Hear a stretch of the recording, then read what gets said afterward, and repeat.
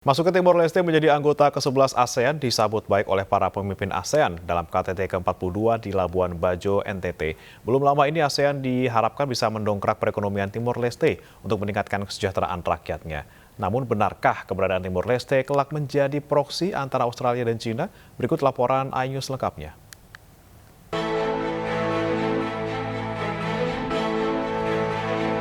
Kehadiran Timor Leste untuk pertama kali dalam KTT ke-42 ASEAN di Labuan Bajo, NTT menjadi sorotan khusus.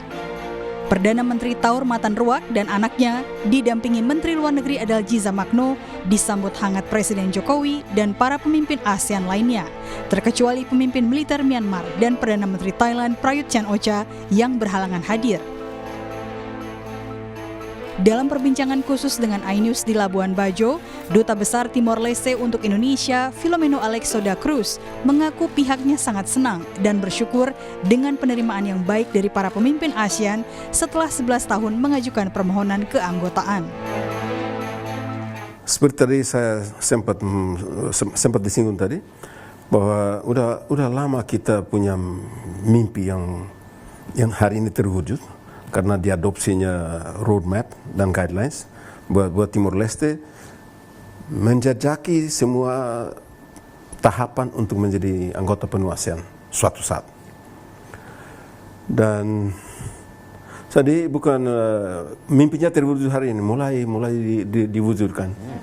Dan menjadi anggota ke-11, menjadi pengamat karena itu, dan hari ini di bawah kepemimpinan Indonesia, Timor Leste sudah mendapat diadopsinya roadmap dan guidelines. Dan untuk dicatat juga bahwa 2011 pada saat Indonesia menjadi ketua ASEAN, kita submit application untuk menjadi anggota ASEAN. Salah satu isu yang dikhawatirkan sejumlah pihak adalah kedekatan Timor Leste dengan Australia. Sempat timbul kecurigaan bahwa masuknya Timor Leste bisa menjadi perpanjangan tangan Australia di ASEAN. Namun pandangan ini dibantah Duta Besar da Cruz. Kita punya suatu prinsip membangun hubungan persahabatan dengan semua negara. Itu ditandaskan oleh konstitusi undang-undang dasar kita. Kita punya hubungan baik dengan semua tanpa kecuali. Tidak membeda-bedakan. Tidak ada hubungan khusus. Setiap hubungan itu khusus. Dan Indonesia khusus tidak bisa sama dengan Australia dan lain sebagainya. Dan kita percaya penuh bahwa ASEAN punya kemampuan untuk menyikapi semua permasalahan yang dihadapi di kawasan ini. Ahli ASEAN dari Universitas BINUS Jakarta, Profesor Tirta Mursitama, kepada iNews menilai anggapan perpanjangan tangan Australia terlalu jauh. Apalagi ASEAN adalah organisasi yang tidak berpihak.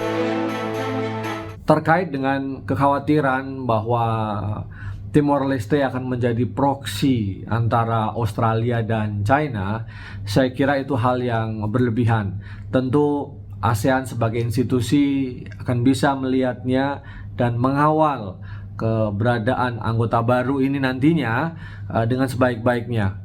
ASEAN punya tradisi, punya prinsip yang luar biasa, yang satu sisi bisa menjadi nilai lebih, tapi dalam kondisi lain bisa juga menjadi persoalan gitu ya, terkait dengan prinsip ASEAN Way atau non-interference.